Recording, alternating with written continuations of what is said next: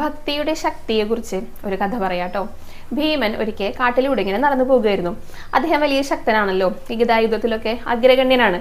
അങ്ങനെ നടന്നു പോകുന്ന സമയത്ത് ഒരു മാൻ അതിങ്ങനെ മുന്നിലായിട്ട് നിൽക്കുന്നുണ്ട് കേട്ടോ. അപ്പൊ അതാണെങ്കിലോ പൂർണ്ണ ഗർഭിണിയാണ്. പക്ഷെ അതിന്റെ ഭംഗിയുള്ള കണ്ണുകളിലെ ഭയമാണ് ഈ ഭീമൻ കണ്ടത്. അപ്പൊ എന്താണ് ഈ ഭയത്തോടു കൂടി ഇങ്ങനെ നോക്കണമെന്ന് വെച്ചിട്ട് ഒന്ന് തലതിരിച്ച് നോക്കിയപ്പോൾ ഈ മാനിന്റെ മുന്നിലായിട്ട് ഒരു സിംഹം അതിങ്ങനെ വായ പിളർന്ന് നിൽക്കുക, ഇതിനിപ്പ കടിച്ചു കൊല്ലും എന്നുള്ള രീതിയിൽ.